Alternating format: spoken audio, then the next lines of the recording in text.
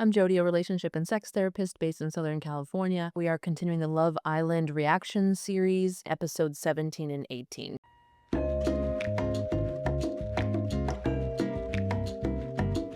Episode 17, we're kind of continuing on with the Casey and Nia drama. You see them have a conversation. To be honest, it's a lot of BS kind of happening right now. The insecurities are fully driving the bus. Both of them are just kind of going at it with each other. We're trying to save it. It falls back in. The stuff just kind of keeps coming up. The same thing with Ania's insecurities about Casey and Soul, like, just came up again. You remember the last episode, like, Trinity had just told Ania that, like, Casey was kind of pushing for Soul not to get voted out. Again, we don't know. Is it because he's going to talk to her? Is it because he feels bad? Maybe a little bit of both. Who knows? So we're kind of coming off of that. And one of Ania's arguments that I really don't think holds any water was, you can see how it come off that way, because what happens if you keep her and then who's going to talk to her? Maybe Caleb, sure. The thing that doesn't hold water here about this is because literally it's the same argument they could have about Gabe. They ended up voting Gabe off. Who's left? Caleb, who's single, the counterpart to Soul. That could also be Casey's argument of, like, well, who's gonna talk to Caleb? Well, I guess it's only supposed to be Jen? Just like the only person that was gonna talk to Soul would have been Caleb? No. Some of the reason why they were having him there was because they know new bombshells are gonna come in, and there's potential that they're gonna actually meet somebody. And yeah, maybe they also want to talk to him. There's a lot of like, hypocritical kind of stuff happening now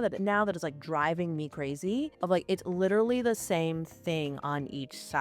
But of course, you know, when we're triggered, we aren't gonna see that stuff. We're gonna see it through our lens, because that's how our protectors work, right? They get really like honed in. They've got the blinders on, right? They're laser focused on what their insecurity is and how it makes sense what they're doing. They're not really able to take like a step back and see the bigger picture. I think they talk about this actually with, I don't remember the exact study, but I think there was a study that had shown that, like, if you kind of combat somebody or push somebody on their belief or whatever they're feeling in the moment, they're not gonna say, usually most of the time, like, oh, you're right, oh my gosh, I didn't know. That would be cool if they do, or if they are able to take some of that in, but majority of the time they're gonna dig their heels in. So again, it's just showing that, like, this stuff is not logical, these conversations that we're having, even though it's literally the same exact thing. We're getting mad at Casey for the potential that they were gonna keep Soul when the girls actually did decide to keep Caleb. There's so many ways to look at this, but I really did not like how that was playing out. We have the Zach and Kata jealousy thing again. Zach is another one of the people who, there was signs of it before, but the insecurities are really kind of coming out strong right now. He's sabotaging, basically. If I was to take a guess, I mean, I think he likes Kata so much that he is scared of somebody coming in and taking her away, because she gets a lot of attention. They've even voted on it, like in challenges and stuff, that like Kata's the hottest one there, or,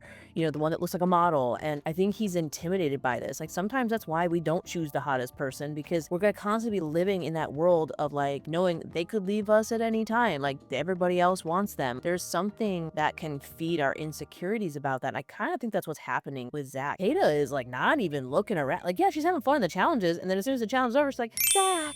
She is obsessed with Zach. She has no interest in anybody else. The way that Zach keeps kind of honing in on these things of like, you looked a little too enthusiastic in that challenge or whatever else. So do the boys. I swear to God, every time these boys, you know, girl bombshells come in, you know, they're like salivating. They're doing all like the bro behavior, like the you know, and the all these kind of things. Like, it's the name of the game. The girls are not doing anything that the guys aren't also doing. The guys are also excited when people come in and giving it their all. Usually they're not saying, nope, please don't kiss me. This kind of hypocritical stuff and like these protectors just really driving the bus are wreaking havoc right now. And again, like, Zach's like, oh, you could leave me. The way that Zach is like wording it is like, oh, what if bombshells came in? Or like, there's some of it where he's like kind of attacking her for ways that she was behaving like in the challenges, which I don't think there was necessarily anything wrong with that. I think this is where that self-sabotaging stuff comes in, of like, you're gonna get your own worst case scenario. The end result is gonna be like either some really toxic dynamic, or she's gonna say, hey, I don't want to put up with that, I'm gonna go find somebody else. And then his narrative is, see, she left me, when the reason that she might even consider leaving is because of his insecurities and what he does with them. So I think this is something that I do see in couples a lot. There are things to kind of take into consideration. Kenzie ended up asking the guys about, because, you know, she had heard that they were considering getting rid of her. I don't think they were really that honest with her. They kind of were able to say, well, yeah, because kind of the same reason why they voted out Gabe. Like, we kind of saw that a little bit as well, and we're a little bit concerned about that. But don't worry, we were never going to send you out, which again, basically saying like OG loyal. Sure, we have to be able to have hard conversations and sit with consequences of our actions. There's a lot of like people pleasing kind of stuff going on. I just don't think that's always healthy. Then we all went to bed. We had Kenzie and Corbin. We've already had this happen, but another night of intimacy. We kind of learned a new term on this episode with the French fries. And what that means, for those of you that have not looked it up yet, basically they'd heard some noises last night and the girls were like, there was like some French fries stuff going on last night or whatever. Like that doesn't sound like kissing. Basically what French fry means is it's a slang term for because the two fingers together look like French fries. So I was like, oh, okay, that makes sense. Probably was what was happening. Pretty sure I saw Corbin's arm kind of moving in a way that seemed pretty kind of on par with what that probably happening. They're having fun. Again, I don't think it's always necessarily helping their case because again, we're going to talk about this in the next part or later. How does this stuff kind of affect them moving forward in the villa? We had Melanie and Sincere kind of talking and they've been pretty stable, which is nice to see, which is really interesting because you didn't really know when they got back together if those insecurities were going to start to kind of pop up again. But surprisingly, like once they chose each other in the recoupling, then they've been kind of coasting from there. And so that's been nice to see. You never really want to see them kind of go back into those patterns they had before, but it does give a little bit of hope that maybe their relationship can be something different than what we saw in the beginning. I already talked about this. Again, like one of the main themes with this was like kind of hypocritical behavior. Casey and Kata were both kind of just understandably kind of upset about some of the insecurities that were kind of coming up with their partners and just kind of feeling like trapped. I think I said this in one of the last episodes, like it's kind of a lose-lose situation. There's almost like this expectation by partners in relationships that you have to like treat other people like dirt. And again, we're on this show. The show is going to kind of force you in a way to kind of like, that part of the agreement is you're going to be making out and flirting and, doing sexy things with other people within the challenges. So we already know that that's the case. So, this kind of expectation that people aren't going to be doing that or like, oh, you were a little bit too enthusiastic. Or like if somebody tries to pull you from a chat just saying, nope, bye. Have you ever seen those videos like push the girl in her face and be like, nope? Is that really what's going to happen here? So then we have the announcement of Casa Amor. So they were all getting ready for like a party where they had to dress up and the men were secretly whisked away to Casa Amor. The women came out in their cute outfits. There was a big prize box. They sit down in the fire pit, thing opens and it's a screen and they get to watch what's happening with the guys at Casa Amor. I'm pretty sure the men were not aware of this because I think their behavior might have been a little bit different. I mean, it is good information. Who you acting like with your friends? Are you a different person than when you're with me? And I think this can be a thing for women, but I think it comes up a lot more with men and just how men bond. They bond over kind of like around sex and getting women, some of these things. Not saying all of them do that, but there is a little bit more of a trend around that. I just don't see that as much with female friends. Maybe like a little bit of flirting or can I get drinks or something, but it's not exactly the same a lot of the time. So again, it doesn't mean everybody does this, but that is something. As we're talking about all these excitement stuff, the men go over to the fire pit on the Casa Amor side. The women come out one by one, kind of do their rounds with all the guys and kind of, doing dances and just being hot and sexy or whatever it is. And the men are eating it up. They're excited. They are really leaning in. They are having a good time. And the women are watching it. How do you think the women are feeling about this? Not great, especially these ones that are already having these insecurities. How is that feeling? Not gonna go well. It was a disaster. Some of the girls had tears in their eyes. They were feeling really locked in. Now we've got these guys basically salivating over these women that are coming in and actively participating. That's a big part of it. It was one part where they're like, oh, I think it was Bryce or somebody who like originally was kind of like this, right? I'm hands off. I'm just passively participating in this versus actively throwing the ball back and I'm grabbing the ass and I'm like being enthusiastic about it. And sure, it is the challenge, but of course, if we are kind of locked in on these people in the villa, this gets a little bit complicated. Of course, they were upset. They did not see the other half where like it basically the roles reversed. The new Casa women were at the fire pit and the men danced for them. They did not see that part. The TV turned off. And I think that's one of the things with Casa Amor is you're kind of left to let your mind wander. You don't have the ability to talk to your partner. You don't know where they're at. And especially off of that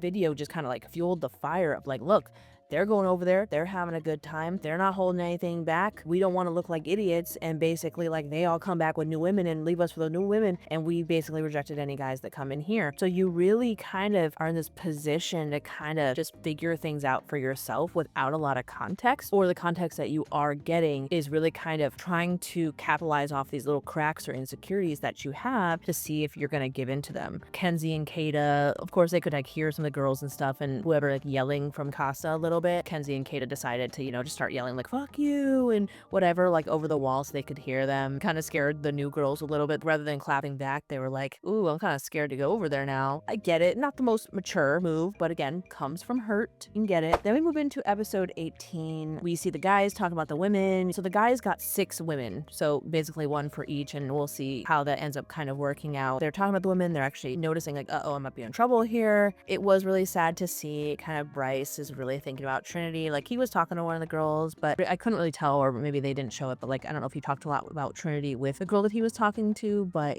it definitely showed him in like his personal interviews that, he was having a hard time and he was thinking about Trinity a lot, which is really cute to see. I know that was one of the things we were questioning about Bryce, but maybe he's like kind of slow to warm up, but like once he's there, he's all in. And that was really cute. Casey was telling this girl that he is open. He was initiating pretty aggressive physical touch. We're not talking about like, oh, I'm initiating like a soft sensual kiss. He's like basically like pushed her over. It was like more of like a lounge thing, like pushed her over and was like on top of her making out with her. So there was kind of like this sexual tension already between him and this girl. And I think this is just kind of breaking open, whether this was already there and it's exactly what Anaya was picking up on, or like he's leaning into it because of Anaya's insecurities have been coming up. He's definitely like living it up in Casa right now. We're gonna see what happens with that, but I'm not getting a great feeling on where this is gonna go. They ended up kind of not coupling up, but they have to, offer and decide who's gonna sleep in what beds. Caleb and Parmita, which is actually pretty surprising because I was pretty sure that Parmita was actually gonna match with Zach. I mean, it seemed like there was like exactly like each other's type. So that was kind of interesting. And we'll see as it progresses if that changes. It looks like in maybe like the next episode, they kind of foretold that maybe there was a little bit more of a mixing and matching. But at least for now, Caleb and Parmita were together. And again, all of these matches, they're kind of connecting. Bryce and Sydney, they were one of the only ones who were not really acting on a lot. Like they were sleeping in the bed, but like they were just kind of there. Whereas basically every other couple was at least cuddling with each other. Zach and Alana, Corbin and Jaden, Sincere and Amora. Again, Sincere, kind of same situation as KC. Like he was just getting back with Melanie and they were feeling pretty secure. And then this happens and he's kissing Amora, then also saying, oh, but he's missing Melanie. So we're kind of seeing some classic kind of Sincere behavior right now of like, wait, what?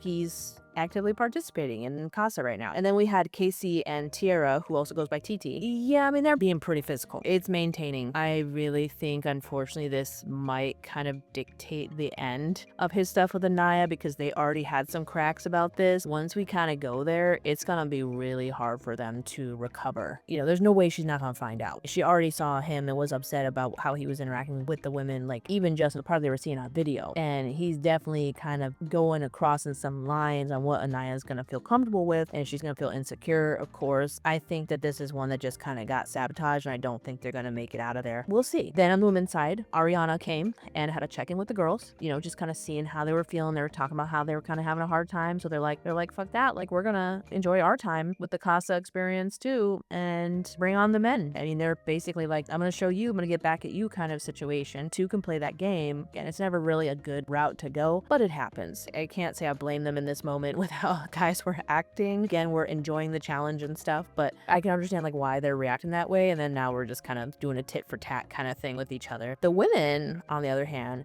they ended up getting 12 guy options. Remember, the men only had 6, the women got 12. And so they basically had a pool party. They brought the 12 guys in, they got to spend time with them. And they eventually kind of had this voting thing where, of course, they're not going to be able to keep all 12 guys, where all women together ended up voting to keep 6 guys. They ended up keeping the 6 guys. I don't know, there's something like a lot of these guys, like, it's feeling like a little bit more than just the sexy. So obviously, like before they voted, the guys had to like kind of pick 2 women to kind of make out with that they were interested in, just to kind of let them know where where they were at and stuff. I'm sure that's gonna affect how they vote. And the women voted for the 6 guys. And then there was a little bit of showing like them hanging out and stuff. I think Melanie was having a really good connection with her guy. Anaya was having a really good connection. It's kind of interesting to see these connections. You did have a moment where some of them were like, oh, we really miss our men. Sure, understandable. The ones that really stuck out, to be honest, were I think Anaya is gonna choose the new route. Like she was really vibing with this guy. This guy just has such a mature energy. I think his name's Carl. He just has a really mature energy. I mean, we'll have to see where this goes, but it did not help my concern for Casey and Anaya as a couple. And then Trinity was also like really connecting with her guy. They had so many similarities. She was leaning in. They went to the photo booth and were like taking pictures together and making out. And then you see the other side where Bryce is really kind of breaking down a little bit and really in his feelings and really missing Trinity. I was so sad to see that because I think Bryce is such a nice guy, and we're gonna see where this goes, but that's kind of like where it left off. We're gonna see what happens. Until next time.